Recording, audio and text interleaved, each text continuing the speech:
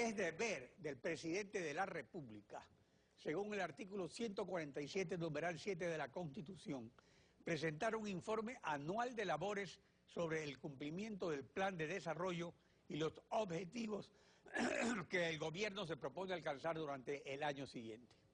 En toda democracia que se respeta, la oposición glosa y analiza ese informe del jefe del gobierno. El presidente Rafael Correa anunció un diálogo con la oposición en su informe del 24 de mayo del 2013. Recordemos. Bienvenida la oposición democrática. Nos llena de esperanza las declaraciones de la segunda fuerza política del país en el sentido de que ellos van a inaugurar la oposición. Qué bueno tener una oposición ideológica para poder debatir con ideas, con argumentos. Reiteramos nuestra disposición de dialogar con todas y todos por el país. Guillermo Lazo, líder del movimiento Creo. Buenos días, bienvenido a Contacto Directo. Muy buenos días, Alfredo, a las órdenes. A ver, el diálogo con la oposición es un importante instrumento democrático de trabajo. Lo reconoce la Constitución y lo regula el Código de la Democracia. ¿Qué pasó con ese diálogo que anunció el presidente? Lo reconoce la Constitución, pero lo niega el presidente de la República, quien con sus actitudes se distancia de la posibilidad de una democracia de consensos, de acuerdos, de diálogos, y asume, de acuerdo con sus propias declaraciones, aquella democracia confrontativa, donde él quiere imponer su punto de vista y desconocer la existencia de una gran cantidad de ecuatorianos que en el 2013 votaron por nuestra opción y que sin duda alguna no coinciden con las posiciones del presidente de la República. Ahora vamos al informe de labores. Respecto a la disminución de la pobreza y el desempleo, el presidente Correa señaló lo siguiente.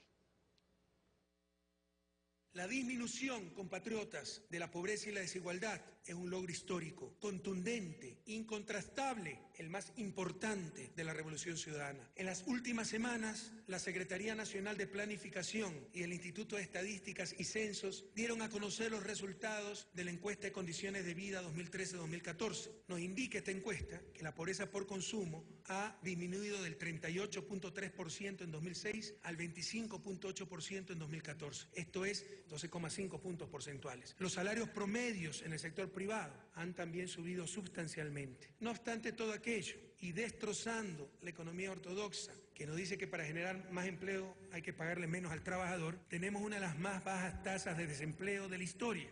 En diciembre del año anterior registramos una tasa de 3.8% de desempleo, de las menores de América Latina, y hemos reducido la tasa de subempleo al 13.4%. Tenemos la segunda tasa más baja de desempleo juvenil, 10.9%, solo superados por Paraguay con 10.5%, aunque todavía tenemos que bajarla mucho más. A ver, usted ofrece menos pobreza y más empleo. ¿Cuáles son sus observaciones? Mire, la realidad de las cifras oficiales, Alfredo, son que 4 de cada 7 millones de ecuatorianos que forman parte de la fuerza laboral del Ecuador no tienen un empleo formal, no tienen un salario digno, no hay estabilidad en la familia de aquellos ecuatorianos, especialmente mujeres abandonadas por sus esposos, a cargo de 2, 3, 4 hijos, que quisieran un empleo, que quieren estabilidad, que no la tienen. Todo eso es un recuento de estadísticas en cantidad para compensar un mal informe de un mal administrador que no tiene calidad de datos y logros para mostrarle al pueblo ecuatoriano. Ahora, sobre los depósitos en el sistema financiero, que es un termómetro de la situación de la economía, el presidente Rafael Correa precisó así la situación.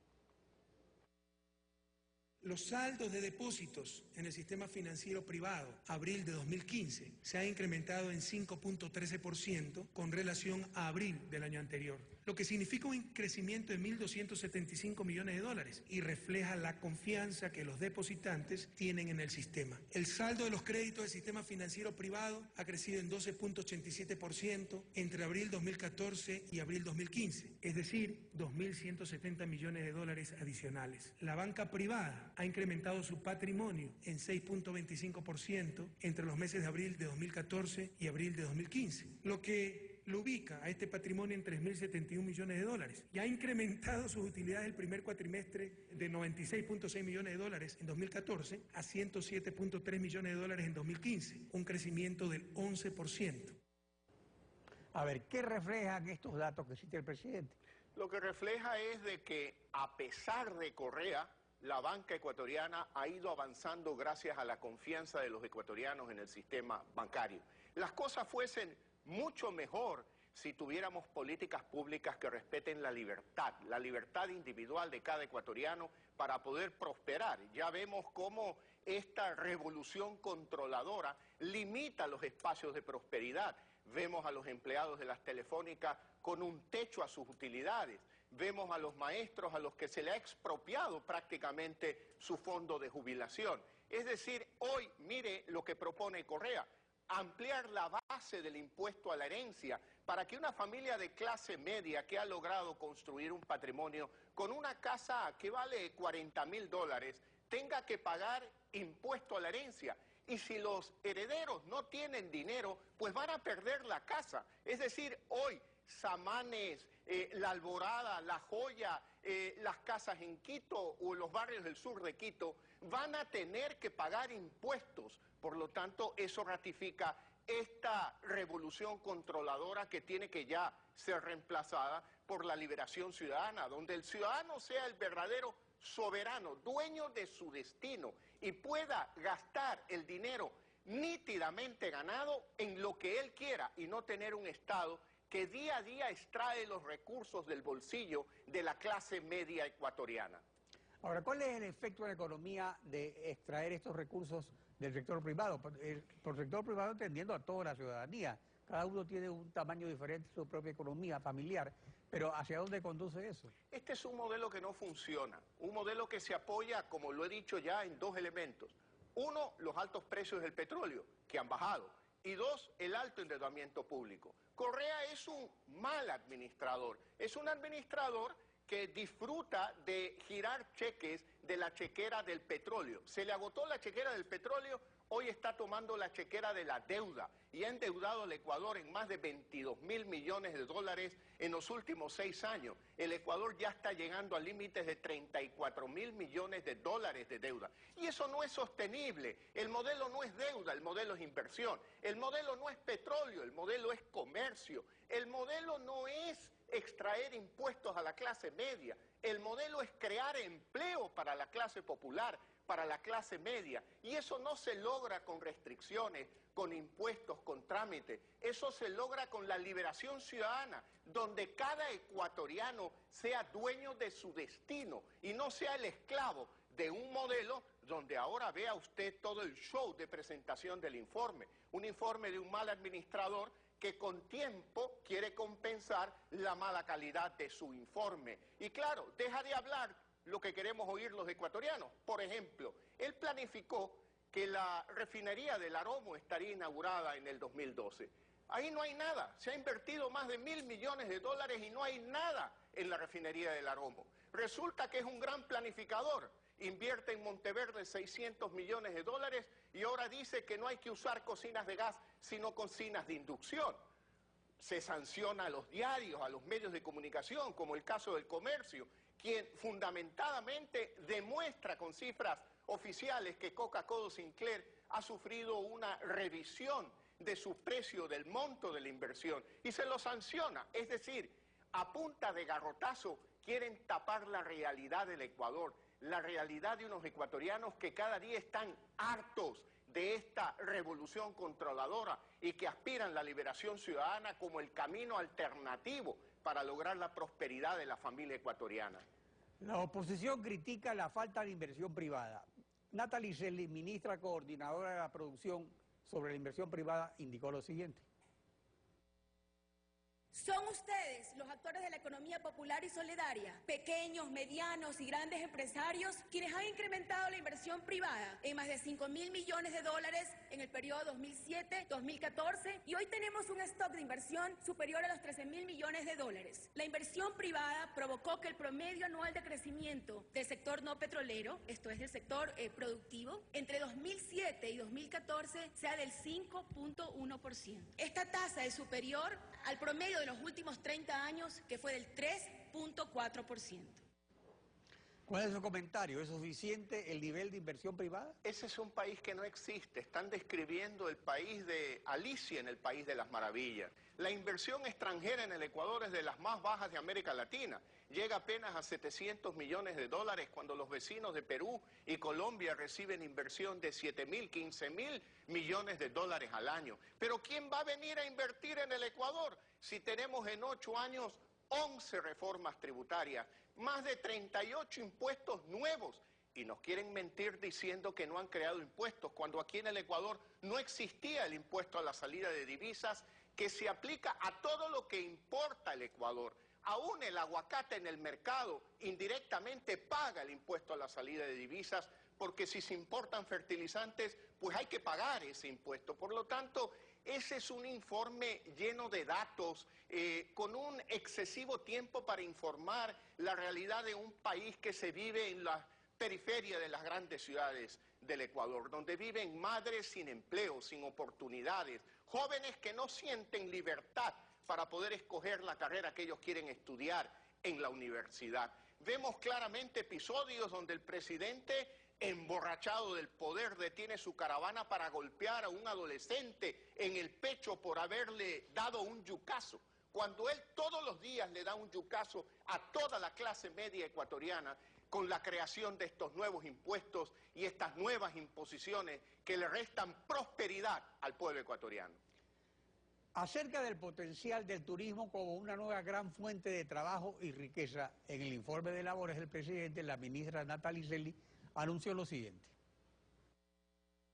Estamos convencidos que Ecuador es una potencia turística y durante el 2014 Ecuador ha enamorado y ha inspirado al mundo. Una muestra de eso son los 8 premios ganados en el World Travel Award. Hemos recibido a más de 200.000 nuevos turistas y somos el centro de atracción de grandes inversiones turísticas, tanto nacionales como extranjeras, que suman más de los 600 millones de dólares. Todo esto nos compromete a generar servicios de excelencia. Es por eso que el MINTUR ha declarado el 2015 el año de la calidad turística. Ahora, los incentivos que se dan para la inversión en turismo son suficientes comparados con lo que ofrecen otros países, porque aquí hay una competencia entre países.